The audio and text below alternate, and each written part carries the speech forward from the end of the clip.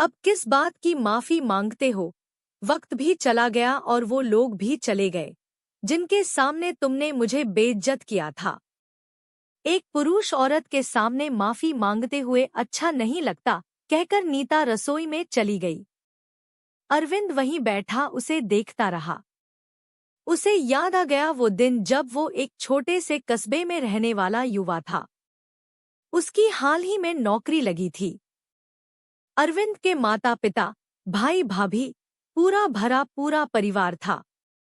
अरविंद दिखने में ठीक था पर आत्मविश्वास की कमी थी। अरविंद की नई नई बैंक में जॉब लगी थी। माता पिता बहुत खुश थे और उसके लिए लड़की देखना शुरू कर चुके थे। आखिर बेटा बैंक में लगा है तो पूरी तरह से इस बात को कैश भी किया जाएगा, इसलिए जहां से अच्छा दहेज मिले ऐसी जगह रिश्ता देखा जा रहा था। उसने बैंक में क्लर्क की नौकरी ज्वाइन की थी। वहीं उसकी मुलाकात अपनी बैंक मैनेजर नीता से हुई थी। नीता दिखने में भी काफी सुंदर थी, साथ ही साथ उसकी पर्सनालिटी ऐसी थी कि हर कोई उससे प्रभावित हुए बगैर नहीं रहता। बिल्कुल विश्वास से भरी हुई। बैंक के कार्य ही नहीं अपितु किसी भी मुद्दे पर नीता से बुलवा लीजिए। वह किसी भी मुद्दे पर बेहिचक, पूरे विश्वास के साथ बोलती थी और यही अदा अरविंद को पसंद आती थी। अरविंद को नीता पहली नजर में ही भा गई थी। अरविंद मन ही मन उसे बहुत चाहता था पर कभी कह नहीं पाता था। नीता जितनी विश्वास से भरी हुई थी, अरविंद में उसका आधा भी विश्वास नहीं था।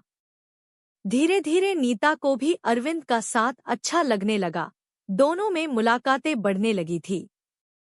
ऑफिस के बाद भी कई बार दोनों कॉफी शॉप में बैठकर बातें कर रहे होते थे। उनकी यही दोस्ती धीरे धीरे प्यार में तब्दील हो गई।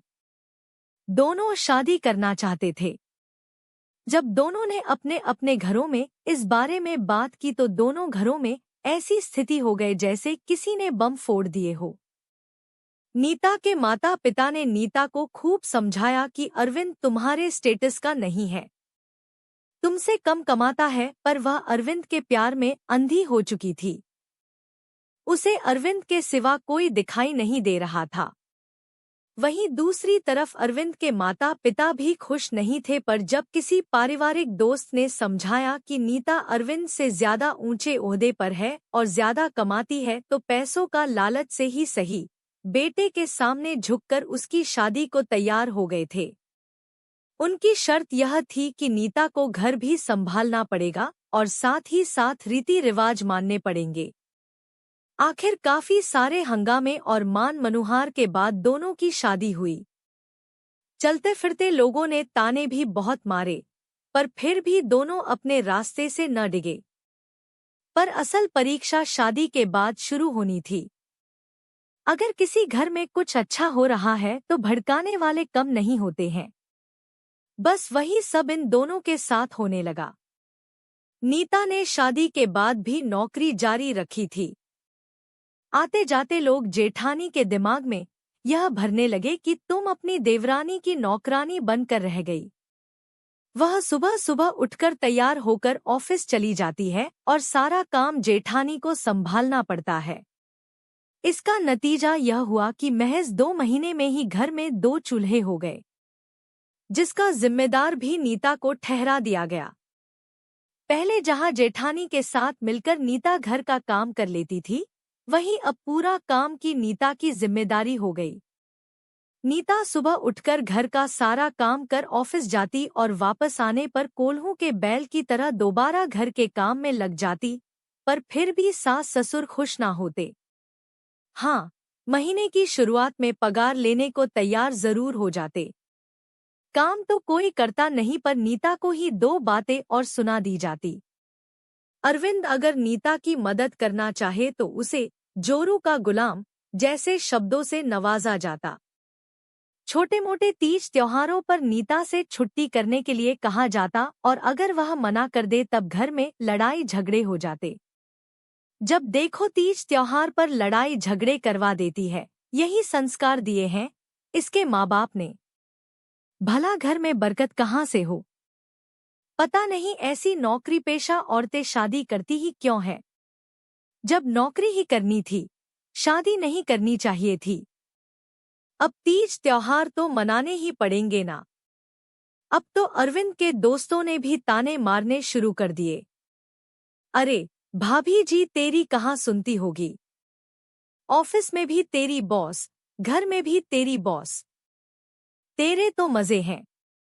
भाभी कमा कर खिला रही है, तुझे क्या चिंता। लोग तो मजाक मजाक में कह जाते, लेकिन ये बातें सीधे अरविंद के दिल पर तीर की तरह लगती। बाहर तो बाहर, घर वाले भी क्या कम थे। जब भी घर में कोई बात होती, ताने अरविंद को सुनने को मिलते।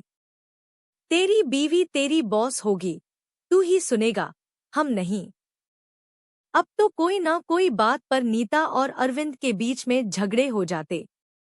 नीता भी समझ रही थी अरविंद की मनोस्थिति। वो नीता से नौकरी छोड़ने के लिए भी नहीं कह पा रहा था और ना ही चुप रह पा रहा था। उस दिन छोटी सी बात पर घर में झगड़ा हुआ था। माँ ने घर में यज्ञ हवन करवाया था, जिसके लिए उन्होंने नीता से छुट्टी करने को कहा। अब जिस दिन हवन था उसी दिन ऑफिस में इंस्पेक्शन आया हुआ था। नीता मैनेजर थी, इसलिए जाहिर सी बात है नीता का ऑफिस में होना जरूरी था, इसलिए नीता का छुट्टी करना संभव नहीं था। बस इसी बात का बतंगड़ बनाकर माँ ने झगड़ा शुरू कर दिया। बात बहुत बढ़ गई। जब पुरुष अपने दम को नहीं जीत पाता तो वह औरत को दबाना शुरू करता है। बस आज भी वही हुआ। आखिर एक पुरुष पर अपने पति होने से ज्यादा पुरुष वाला दम्भ हावी हो गया। गुस्से में अरविंद ने नीता पर ही हाथ उठा दिया, जबकि वह अच्छी तरह जानता था कि नीता गलत नहीं थी। नतीजा यह हुआ कि नीता ने अपना सामान पैक किया और सीधे मायके जाकर बैठ गई। उस समय जमाना कुछ और था। कोई भी माता पिता यह नहीं चाहते थे कि शादीशुदा बेटी अपने मायके आकर बैठे। माता पिता ने भी उसे समझाने की बहुत कोशिश की, बिना यह जाने कि नीता की कोई गलती नहीं है। पिता अलग ही गुस्सा हो रहे थे। पहले ही कहा था कि इस रिश्ते का कोई अस्तित्व नहीं है, पर इसी को समझ में नहीं आई थी। तब तो आंखों पर प्यार का पर्दा पड़ा हुआ था। बस सब कुछ छोड़ छाड़ कर आ गई। समाज में कोई इज्जत है कि नहीं हमारी। अब आप शांत रहिए, कुछ दिन शांति से बैठ जाइए। जब उसका गुस्सा ठंडा हो जाएगा तो अपने आप ही चली जाएगी, माँ ने पिताजी को चुप कराते हुए कहा। अरे, इसकी छोटी बहन की शादी की बात चल रही है। क्या जवाब देंगे लड़के वालों को कि बड़ी बहन क्यों आकर बैठी है मायके? अरे, कह देंगे कि कुछ दिन मायके मिलने के लिए आई है। आप पर शांति रखिए, आखिर कुछ दिन शादीशुदा बेटी मायके रह सकती है। जैसा तुम चाहो, पर खबरदार, बाहर ये बात फैलनी नहीं चाहिए। और यहाँ अरविंद भी अच्छे से जानता था कि नीता गलत नहीं थी, बल्कि गलती उसके माता पिता की थी, लेकिन उसका दम्भ उसे नीता के सामने झुकने से रोक रहा था। वो पति ही क्या जो अपनी पत्नी के सामने झुक जाए, बस यही सोच उसे आगे बढ़ने से रोक रही थी। लेकिन कुछ दिन बाद पता चला कि नीता माँ बनने वाली है। अब नीता को हर कोई समझाने लगा था, बच्चे की दुहाई दी जाने लगी थी। अरविंद भी चाहता था कि नीता वापस आ जाए, पर किस मुंह से बोले। एक दो बार माँ पिता से बोला तो दोनों उसे ही सुनाने लगे। हमने निकाला नहीं था उसे, अपनी मर्जी से गई थी, अपनी मर्जी से आ जाएगी। कोई जरूरत नहीं है उसे लाने की। अगर आज झुक गया तो कल को सिर पर चढ़कर नाचेगी। लेकिन समाज, रिश्तेदार और दोस्तों का इतना ज्यादा दबाव बढ़ गया कि आखिरकार नीता के माता पिता खुद नीता की मर्जी के विरुद्ध उसको जबरदस्ती छोड़ने उसके ससुराल पहुंच गए। जिस तरह से सास ससुर, जेठ जेठानी नीता को देखकर मुस्कुरा रहे थे, नीता के स्वाभिमान के टुकड़े टुकड़े हो गए। रूठी रानी को कौन मनाए? आ गई अपने आप ही। सास ने तंज कसा। औरत कितनी ही हवा में क्यों ना उड़ ले, रहना उसे जमीन पर ही है। अच्छे से जानते हैं ऐसी औरतों के पंख कुतरना। ससुर ने अपनी तरफ से 2 शब्द और जोड़े। नीता, बेचारी, वह तो अपने स्वाभिमान की लाश उठाए उस घर में रहने को मजबूर हो गई क्योंकि कोई साथ ही नहीं दे रहा था। ना माता पिता समझ रहे थे और ना ही पति। अरविंद से इतना भी ना हुआ कि कम से कम अपनी गलती की ही माफी मांग ले। हाँ, इतना जरूर था कि अब नीता पर तंज दुगने प्रहार से किए जाने लगे।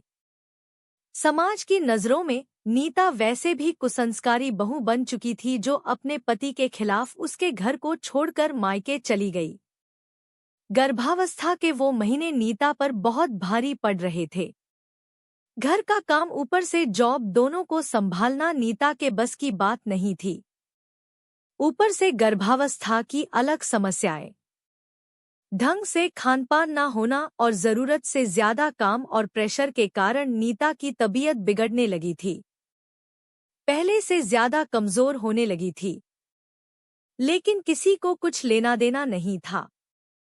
हालांकि अरविंद अपनी तरफ से खाने पीने का सामान मुहैया करा देता था, पर अब नीता के मन में ना तो पहले जैसा प्यार था और ना ही सम्मान। इसलिए वह भी ज्यादा कुछ अरविंद की केयर की तरफ ध्यान ना देती। 9वें महीने में नीता ने मानव को जन्म दिया। पोता होने पर ही सही नीता की थोड़ी पूछ बढ़ चुकी थी ससुराल में, क्योंकि बड़ी बहू के तो सिर्फ एक बेटी थी। पोता होने पर माता पिता ने बहुत खुशियां मनाई। जिस सास ने पूरे गर्भावस्था में कभी ध्यान ना रखा, वही सास अब नीता का पूरा ध्यान रखने लगी थी। आगे से आगे नीता के खानपान का पूरा ध्यान रखा जाता था। मानव के 3 महीने के होते ही नीता ने दोबारा नौकरी ज्वाइन करनी चाहिए। इस बात का भी बखेड़ा हो गया। लो, बच्चे को छोड़कर नौकरी पर जाने को तैयार हो गई। तुम आजकल की लड़कियों में ममता नाम की कोई चीज है या नहीं? बच्चे क्या हमारे भरोसे जने हैं? बच्चे का ध्यान कौन रखेगा? छोड़ो ये नौकरी वोकरी के ढकोसले, घर बैठो और घर बैठकर अपने बच्चे पालो। अरे अरविंद, तू क्यों नहीं समझा रहा अपनी पत्नी को? ऐसे क्या पत्नी की कमाई का लालच तुझे? अपने बच्चे पर भी ध्यान नहीं दे रहा।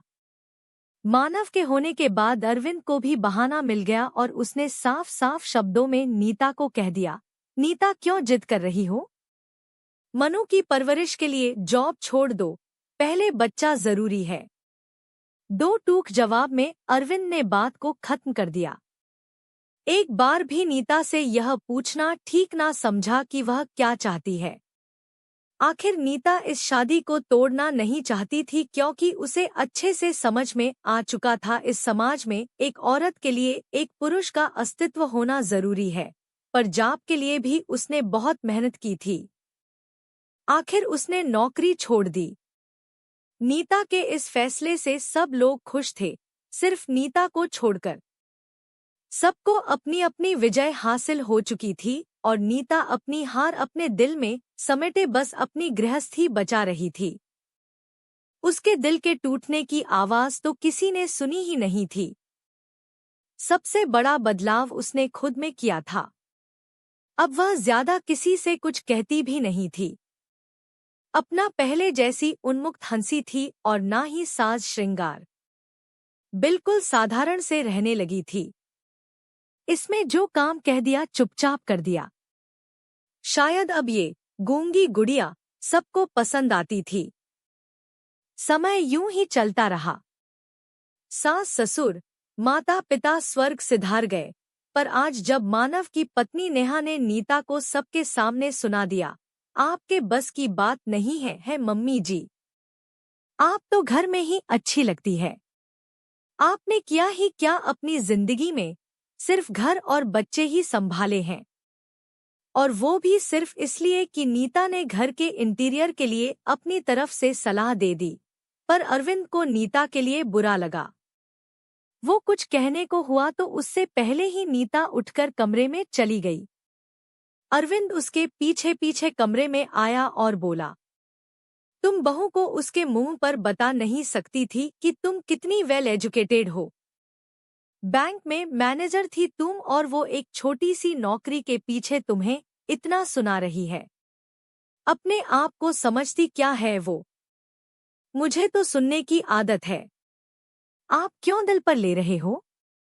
अरे, तुम में स्वाभिमान है या नहीं? हर कोई उठकर तुम्हें सुना देगा क्या? अरविंद के कहते ही नीता ने एक नजर भर अरविंद की तरफ देखा। उसकी नजरों को देखकर अरविंद झेंप गया। नीता चुपचाप अपने कामों में लग गई।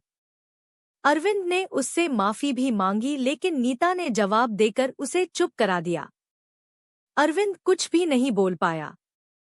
आखिर अपनी पत्नी के स्वाभिमान को कुचलने में उसका सबसे बड़ा योगदान था।